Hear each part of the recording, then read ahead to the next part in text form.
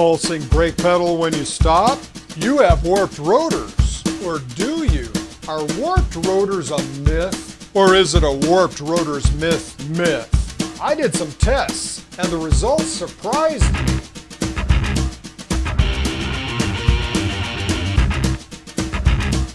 Hola! I'm Mike, the backyard mechanic, and this is the pilot. The brakes are pulsating when I stop. I call this the thump.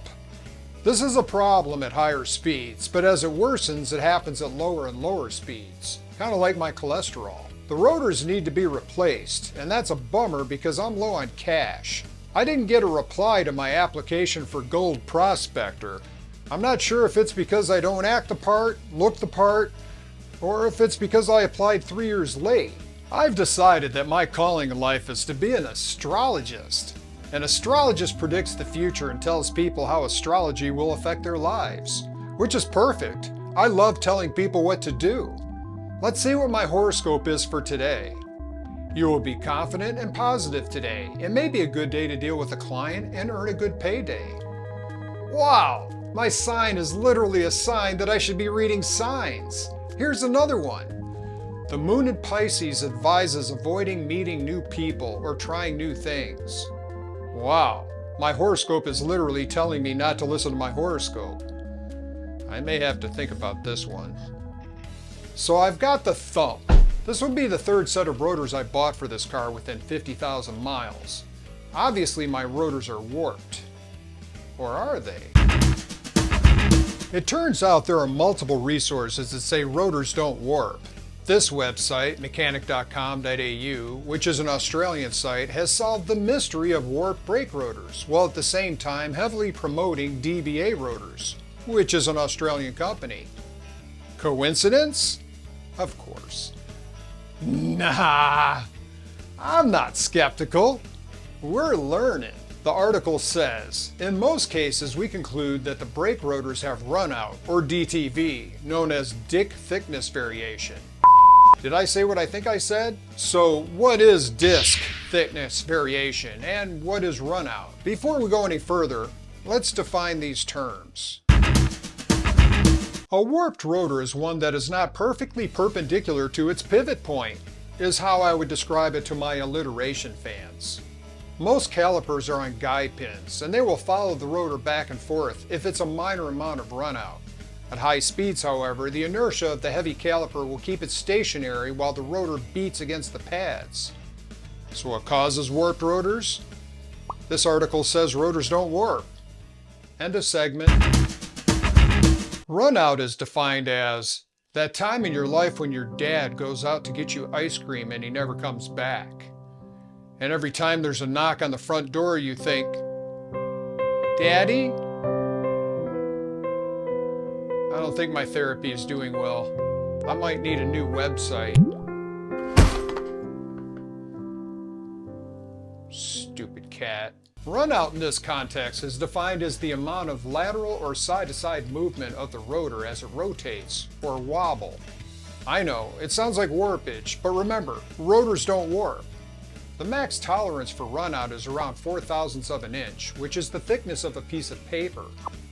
Runout could be from improper machined or poor quality rotors, worn or damaged wheel bearing assemblies, rust or unclean wheel hub, wheel lug torque.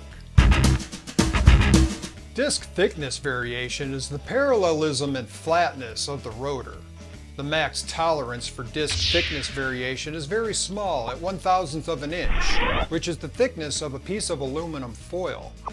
DTV could be caused by improper machined or poor quality rotors, worn or damaged wheel bearing assemblies, rust or unclean wheel hub, wheel lug torque. Wait, I think now that I'm an astrologist, I've acquired deja vu, because I could swear that is the same list. So I have done extensive research into disk thickness variation, and believe me, I'll be glad when I don't have to say that term anymore. The definition is vague at best. What made the most sense is that DTV is either metallic pads unevenly wearing the rotor or organic pads leaving deposits. All other descriptions just sound like runout. which sounds like warpage. What this and other websites are saying caused the thump is that the high spot on the disc rubs against the pad and collects the material in a thin layer that then becomes sticky and collects more and more material until the high spot is high enough that it is causing a pulsating brake pedal. Another cause is from emergency stops. When you stand on the brakes to a complete stop, then hold the brakes tight when standing still. During this time, the hot brake pads are making an imprint on the hot rotor. The claim is that all pads do this, although ceramic are the worst offenders. So if these sites are to be believed, when I take the rotors off the Pilot, they're going to be straight, and they will have blue high spots on them. Think again, sunshine. Let's inspect the brakes on the Pilot.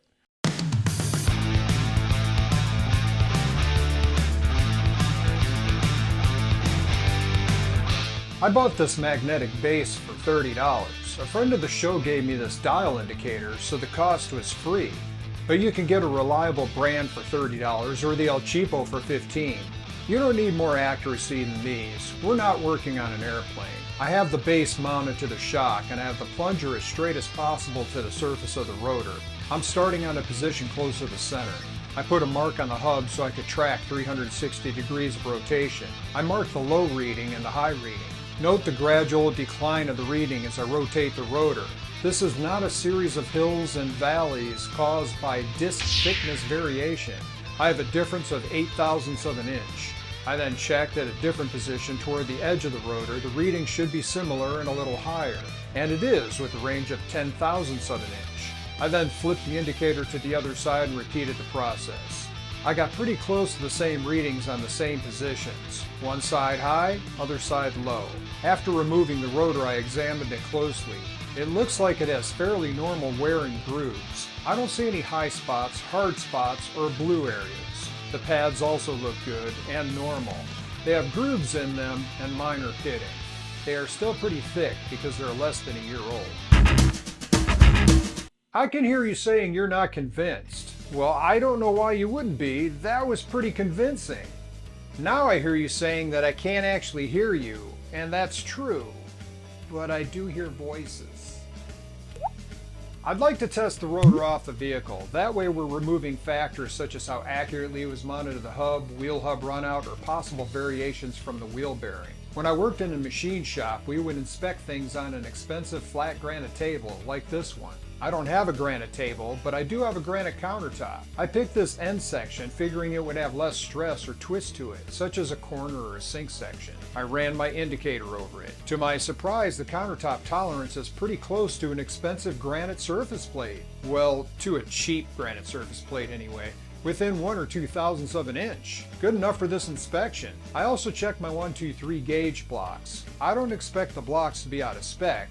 It's just a double check for the surface. Ensuring it was clean, I placed the mounting surface of the rotor on the blocks. A few sweeps with the indicator verified the readings I was getting on the vehicle. In fact, the difference may be as much as 15 thousandths of an inch. Remember, the allowed runout is 1 to 4 thousandths of an inch. I did a second check, this time with the indicator stationary, and I rotated the rotor. This uses a small amount of counter area and minimizes any imperfections in it. The readings were consistent. For curiosity, I checked the back of the rotor.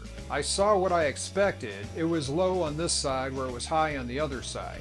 However, the outside surface of the hub is not machined, so the accuracy is not guaranteed.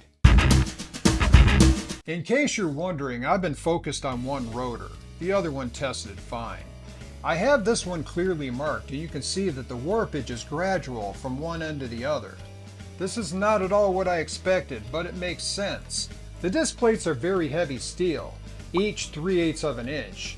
The fins also 3/8 of an inch, for a total of 1 1/8 inches. The hub, on the other hand, is 1/4 of an inch. I can't easily measure the sidewall of the hub, but it feels to also be 1/4 of an inch. Engineering Explained did this thermal imaging of a rotor with the brakes on. He's tracking the disc surface because he was curious about the heat before and after the brake pads. The caliper and the hub are relatively cool. However, the seam between the hub and the disc is the hottest surface being imaged. This is clearly the weak spot of a rotor, or at least for Honda rotors. When I think of a warped disc, I think of what you might think, that the disc has a bend in it. What these numbers tell me is that the disc itself is not warped, the hub is. And that is new information. What do you know? Science works. Spread the word. Installing new rotors is an important process. The first thing to do is clean the hub. I'm using a wire end brush and a drill motor. If you have a lot of rust or live in the Great White North, you might consider a stud cleaner. Wipe off the hub and apply anti-seize to prevent rust. I'm using copper, but you can use most any kind. Apply the anti-seize to the hub, not the inside of the rotor. If you do, when you put the rotor on over the studs, you're going to get anti-seize on them. That needs to be carefully cleaned or it will affect the lug nut torque specs. The Pilot has rotor screws. The comments in a previous video insisted that these are only for production, and that might be. I reuse them because I like the convenience of the rotor held in place. Before installing the new guides on your caliper brackets, check the guide pins. These should slide in and out easily. If not, they should be cleaned or replaced. The bracket may even need replacement. These are in great shape, so I put the guides on and reassembled everything.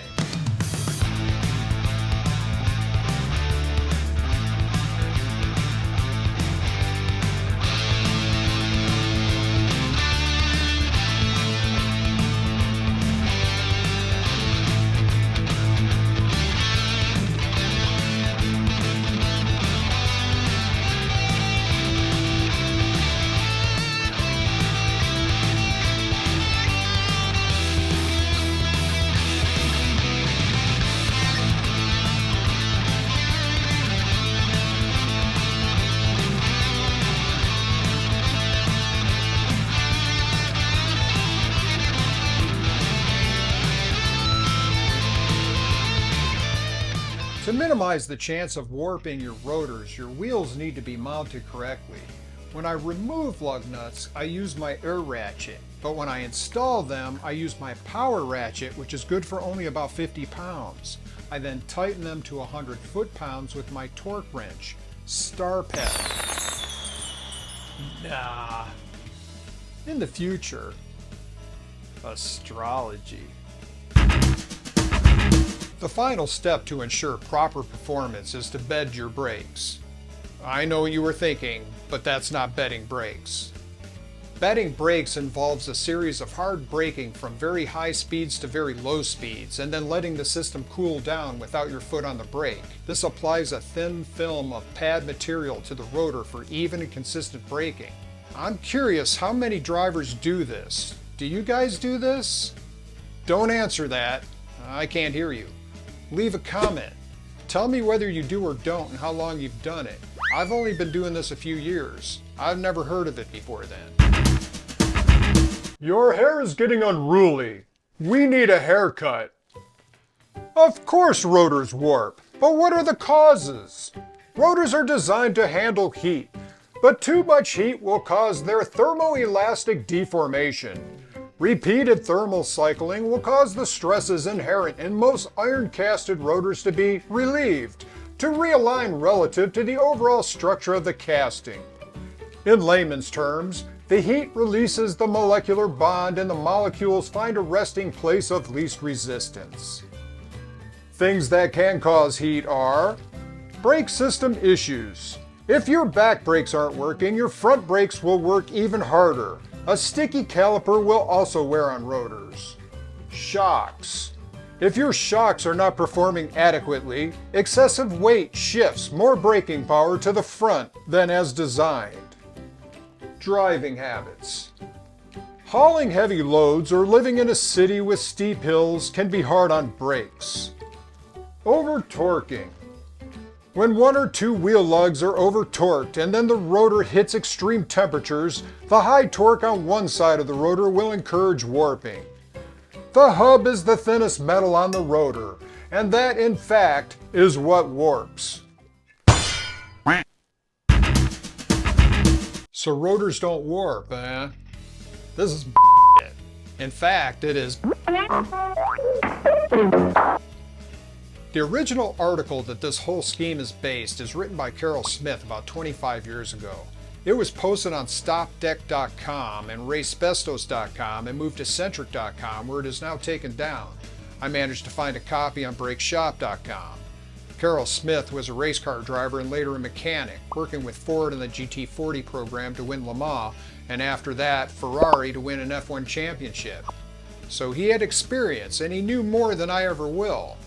But this article focuses on track racing, with a nod to street racing. He talks about rotors getting to 1200 degrees. This has nothing to do with your daily driver, where typical rotor temps top out at 400 degrees. But that's not the article. It's about racing and racing components. Racing rotors and pads are way different than for the street.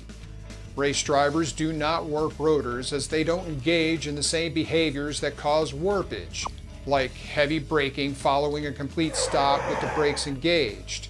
But that didn't stop these brake manufacturers from jumping on this and writing their little blogs, skewing the conclusion and making the statement that rotors don't warp. Not just one article, but over the last several years there has been article after article after article after article. At 2 Motor Trend? Even this poser for Race Spesto says it on camera. Rotors don't warp. Typically what causes pedal pulsation is disc thickness variation. Content aside, this guy is a great actor. I almost didn't believe that they have his family tied up off camera and they're making him say those things. I'm not saying what these articles claim never happens. I just think it's more of a rare occurrence. When Mrs. McCracken pulls her Honda Civic into the brake shop, I guarantee you she doesn't have glowing red brakes. So what caused the Pilot rotors to warp? My wife does not drive the Pilot like she's qualifying for the Indianapolis 500, whereas I do drive the Mustang like that. The Pilot rotors are under-engineered. I've been through a dozen Honda forums and it is a common complaint for Pilot owners as well as the Odyssey, the Passport, Ridgeline, even the CR-V and Accord. It's pretty much across the board, except for Civics. So why do a video about a 25-year-old article? Because it has been reprinted and referenced to the point where it has gone viral. They're inaccurate. They try to blame it on the installation or on driving habits when the problem is the manufacturing. There's a lot of focus on rotors not being as thick as they used to be, or if aftermarkets are as thick as OEM, when what we learned is that it's the center area hub that has less metal. Do you want to see if your rotors are warped but you don't have the money for a dial indicator? It's an early video, so I'm not yet a YouTube star, but this one shows you how. Maybe one more horoscope.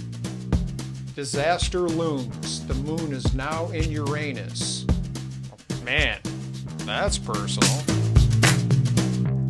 I'm Mike, the backyard mechanic, and this is the Pilot. That's not the Pilot, that's the Mustang.